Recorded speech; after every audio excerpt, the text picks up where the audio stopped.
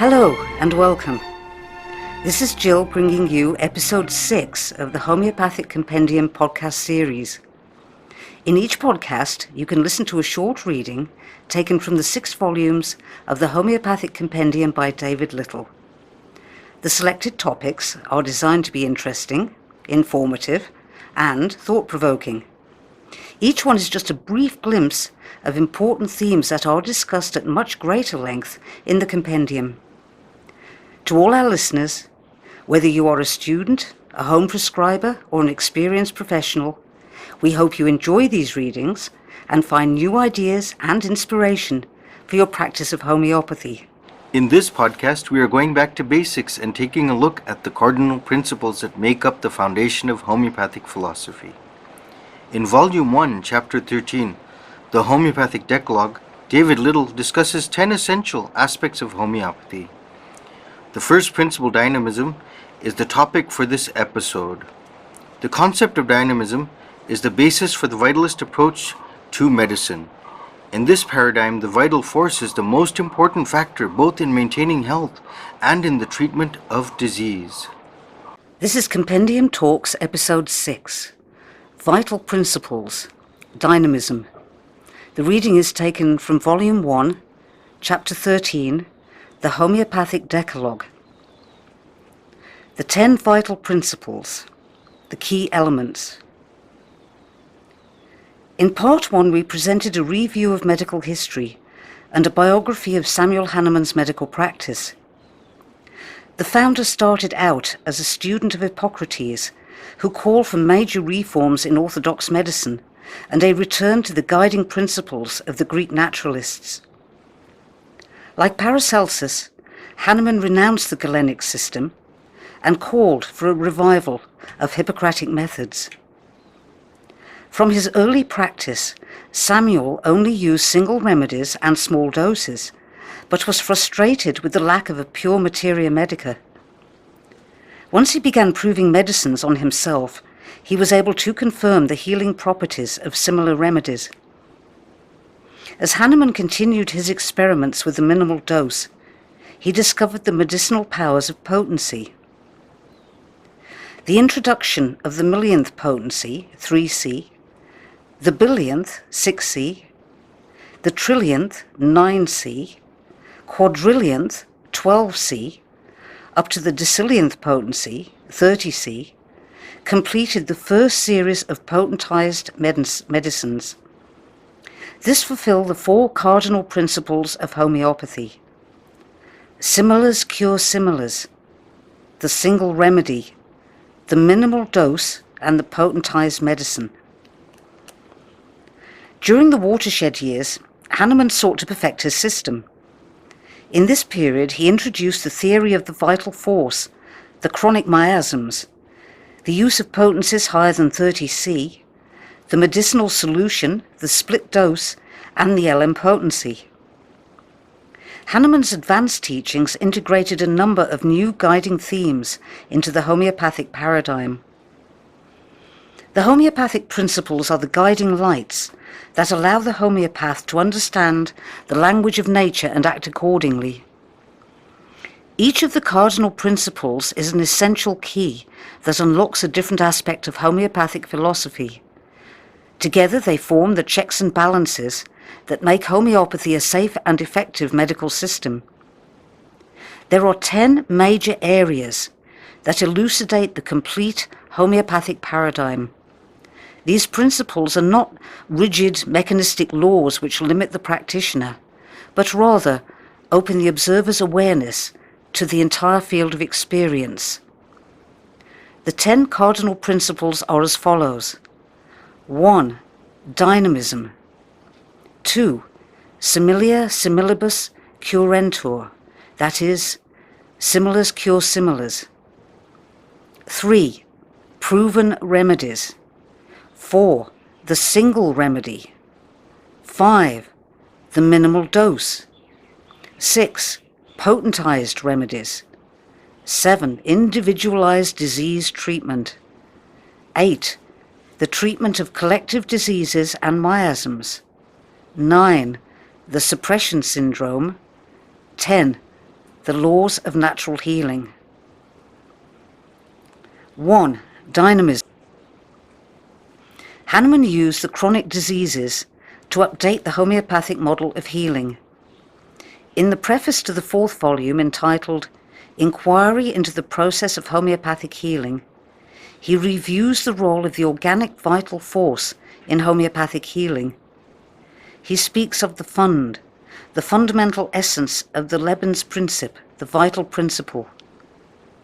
Hahnemann uses Stahl's term, which is associated with anima mundi, the world soul. Hahnemann wrote, "The fund, or the fundamental essence of this spiritual vital principle, imparted to us men by the infinitely merciful Creator, is incredibly great if we physicians understand how to maintain its integrity in the days of health by directing men to a healthy mode of living, and how to invoke and augment it in diseases by purely homeopathic treatment." Unquote. The Vitalist paradigm is centered in dynamism. In the human body, this power manifests as the Lebenskraft, the vital force. The Greeks of the classical age taught that the power of living organisms was a manifestation of an ethereal pneuma. This fiery force provides the heat associated with living creatures, and its loss is related to the coldness of death. The ancients taught that health is a harmonious balance of the psyche and the soma within a constantly changing environment. This continuity during continual change is called homeostasis. It is a derangement of the inner dynamis by a pathogenic power that produces the signs and symptoms associated with disease. This places a great strain on the vital energy, producing changes in sensation and function that ultimately lead to pathology. In aphorism 12 of the Organon, Hahnemann wrote, "It is the disease-tuned life force alone that brings forth diseases. These diseases are expressed by the disease manifestations perceptible to our senses, conjointly with all internal alterations. These internal and external disease manifestations express the entire morbid mistunement of the inner dynamis and bring the entire disease to the light of day." Unquote. The instinctive vital force is the power of nature within the human organism. The primary function of the vital force is to maintain the harmonious integration of the synergistic activities of the human constitution. The secondary role of this organic power is to defend the organism from stress and disease through adaptive reactions. In the footnote to aphorism 31, Hahnemann explains why he used the German terms Stimmung and Verstimmung in his writings. According to Langenscheid's dictionary, the German word Stimmung may mean tune, atmosphere, mood, or feeling. W. Turner's dictionary, English-German English dictionary published in Leipzig, Germany in the 1830s, offers the following translations: tuning, tune, disposition, frame of mind, and humour. This work offers insights into the meaning of these terms during the lifetime of Samuel Hahnemann. Under the English word temperament, Langenscheid's dictionary gives the German definition Stimmung. This shows a direct link between the ideas of tuning and temperament. The term temperament has both medical and musical connotations. Medically, the term temperament denotes a temporary or congenital state of the human constitution, which is made up of psyche and soma. Temperament also means the tuning of tonal notes that make up a harmonious scale. When the constitutional temperament is mistuned, the state of health is deranged and the inner atmosphere is polluted.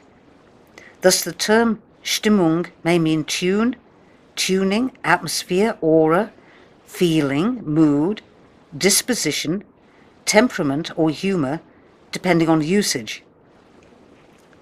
The term Verstimmung may mean out of tune, disturbed and deranged, as well as feeling poor, ill-humoured or bad-tempered.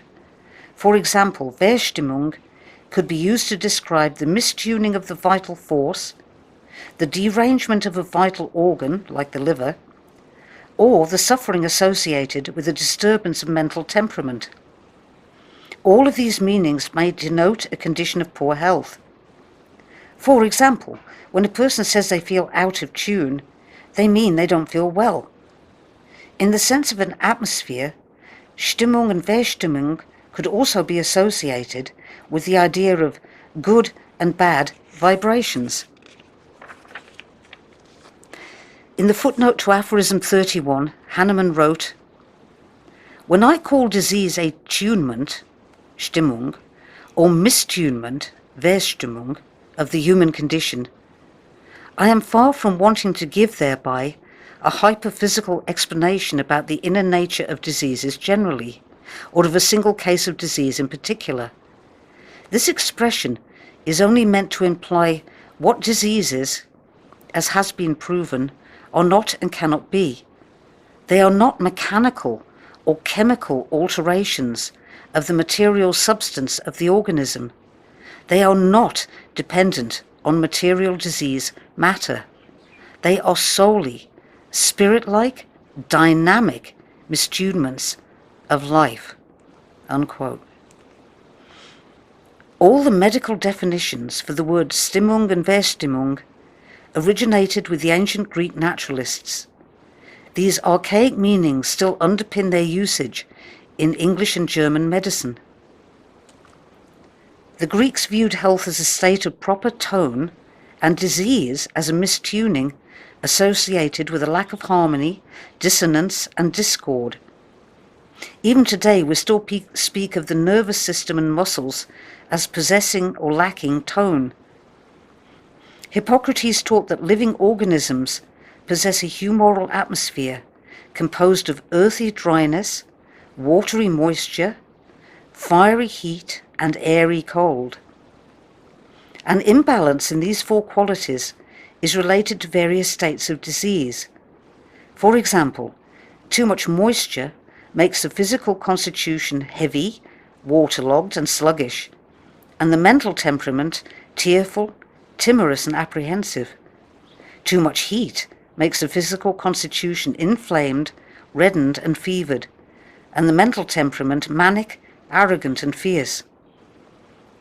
Equilibrium in the internal atmosphere is conducive to a healthy physical constitution, as well as a balanced mental temperament. This state may be summed up by saying one is in tune with nature. Hahnemann also uses the German term Überstimmen, which in this context means to overtune. He used this word in aphorism 274 to explain how a homeopathic remedy overrides or eclipses the perception of the natural disease by the life force during the process of cure. He wrote, "The true medical art practitioner already finds in quite simple medicines, employed singly and unmixed, all that he could wish for.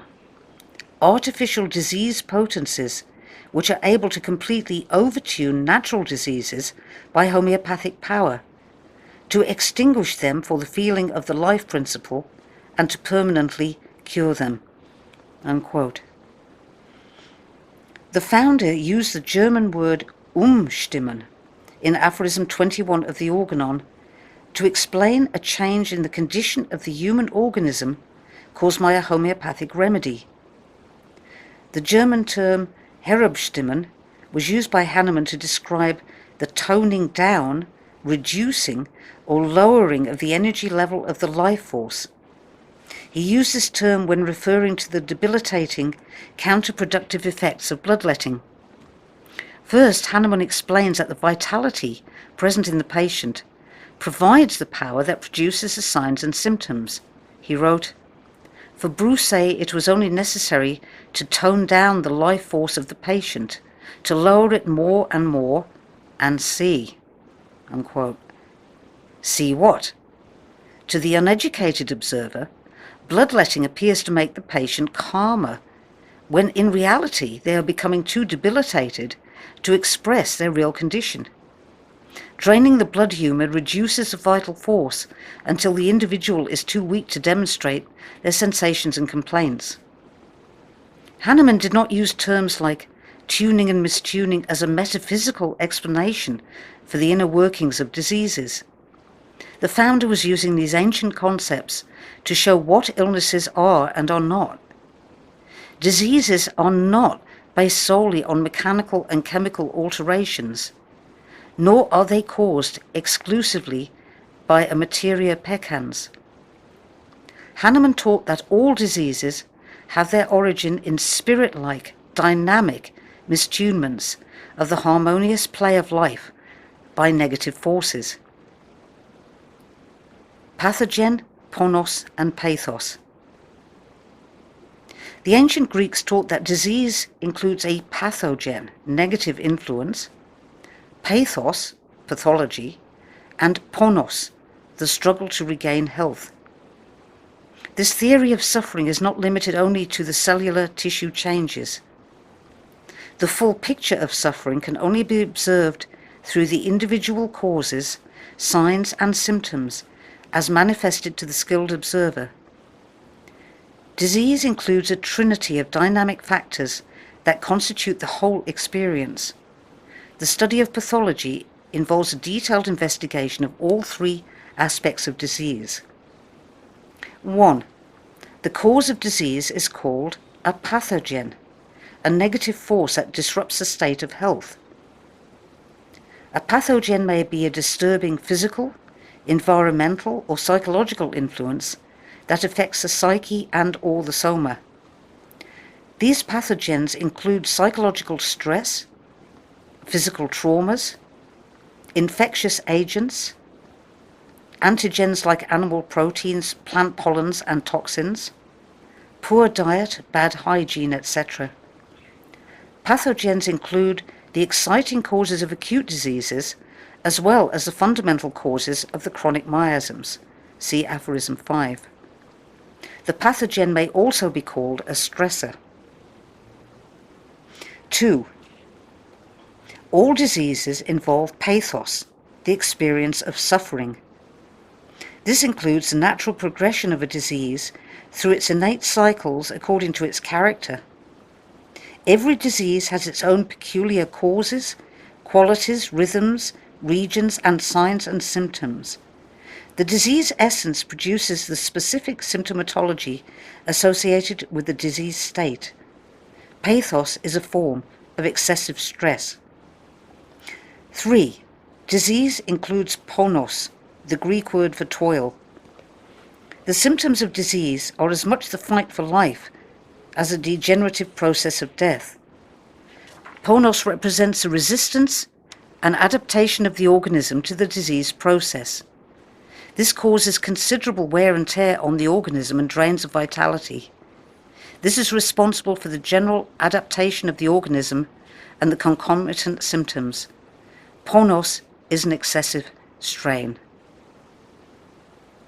If a derangement of normal homeostasis remains unresolved, it leads to disorders of the mind and body. This disruptive process involves the three factors, i.e., the stressor, stress, and strain. Since pathology reflects all aspects of disease, it follows that a curative remedy should be what the Greeks call homoeopathos, i.e., similar to the total experience of the suffering. Most diseases involve so many interdependent factors that it is impossible to describe the phenomena with a single pathological name. The totality of the symptoms is the language that vital force uses to communicate to the homeopath what is necessary for a complete cure. For this reason, the homeopath relies more on the signs and symptoms of the patient than the titles related to cellular pathology. The cellular pathologist believes that the disease ultimates are the most important aspect.